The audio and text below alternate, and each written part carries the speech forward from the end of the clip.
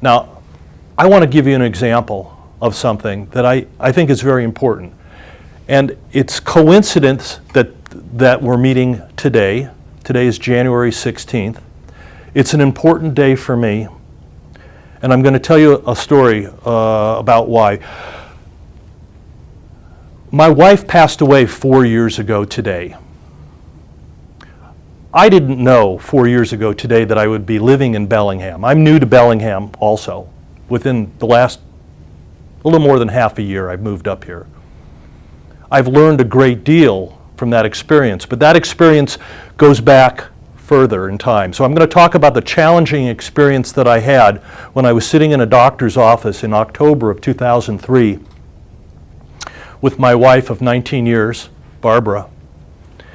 And the doctor comes into the office, and she had complained of symptoms, and eventually they did some tests, and they put us in the specialist's office, an OBGYN surgeon from UC Med, and this woman, doctor, who had no bedside manner, said very abruptly, "You have terminal ovarian cancer, you have 5 or less years to live."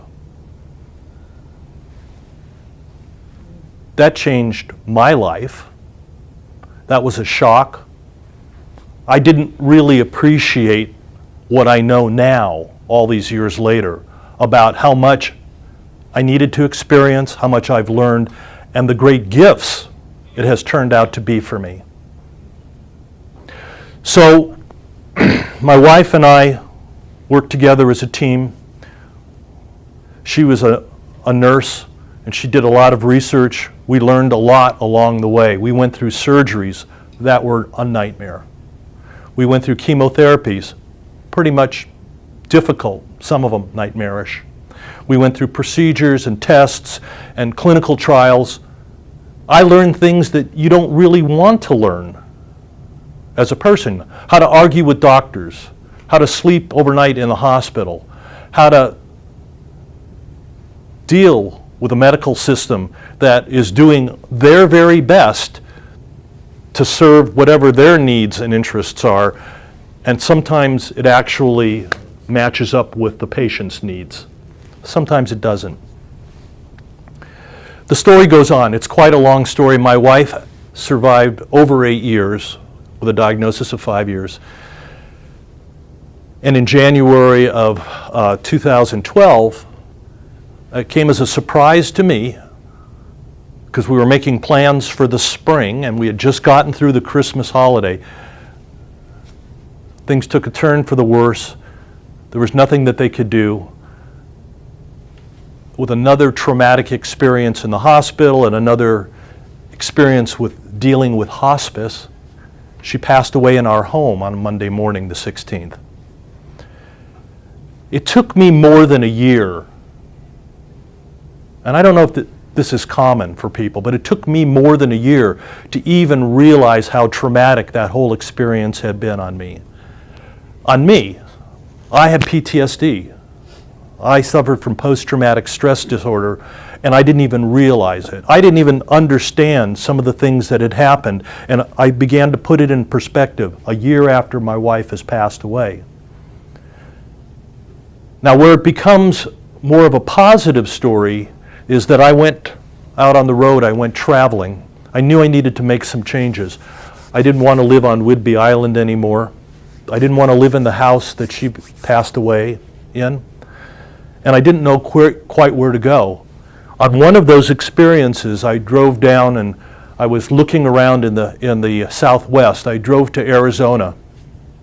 I visited friends in Bisbee, made it to Tucson, was couch surfing in Tucson.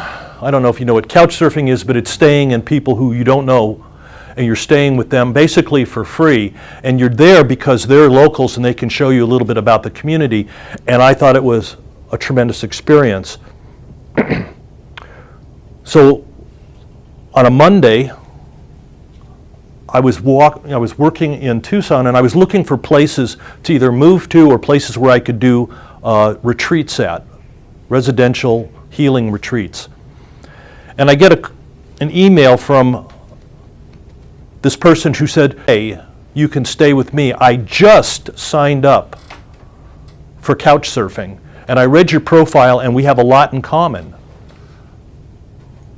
And I said, well, that's interesting. I don't need a place to stay, but I was kind of emailing her back, and then I get her on the phone, and I said, I don't understand. She said, well, I read your profile, and I've been a psychic for 25 years, and I thought that you might need a place to stay, and we'd have a lot in common. I said, well, that's pretty interesting. I don't need a place to stay, but I'm going to be in North Tucson tomorrow, and she lived up in Oro Valley, which is north of Tucson.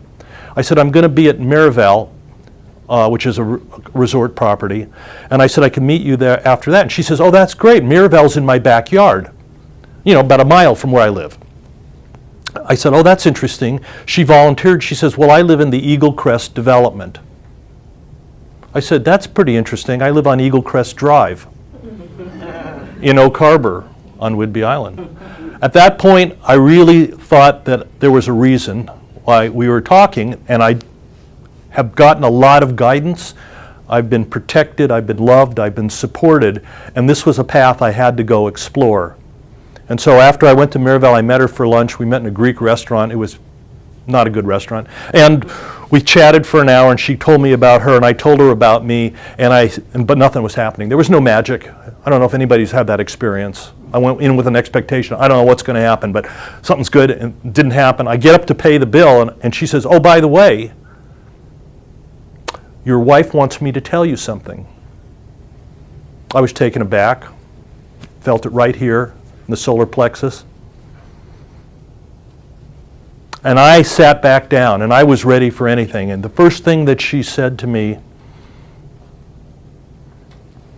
was, your wife wants you to know that she's beautiful again.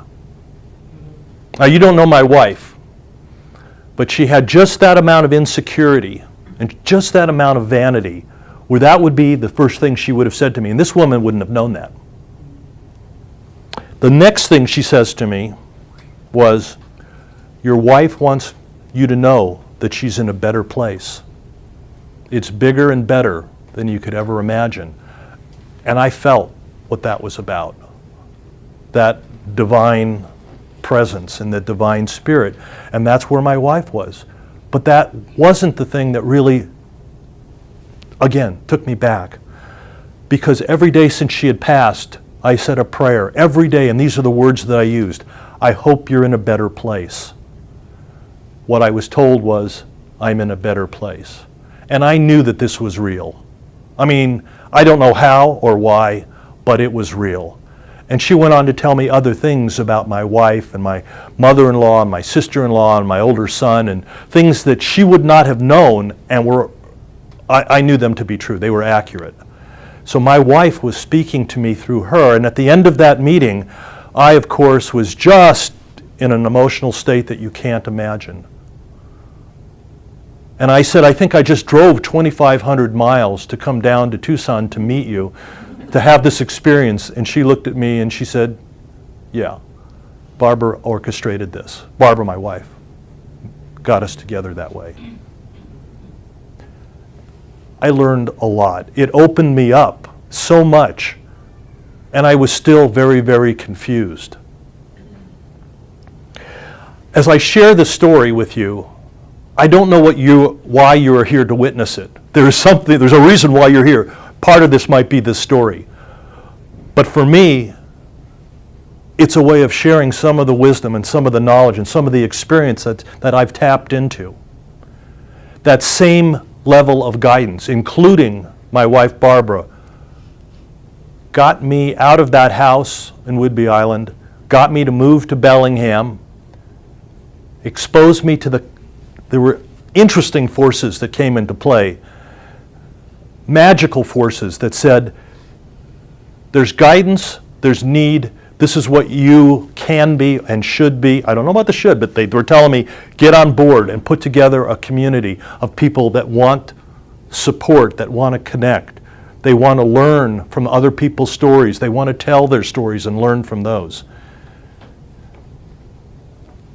I'm long-winded today. I don't normally do this at the beginning of a meeting, but this is a special day, and I bless all of you for being here to share this with me, and it means a lot to me.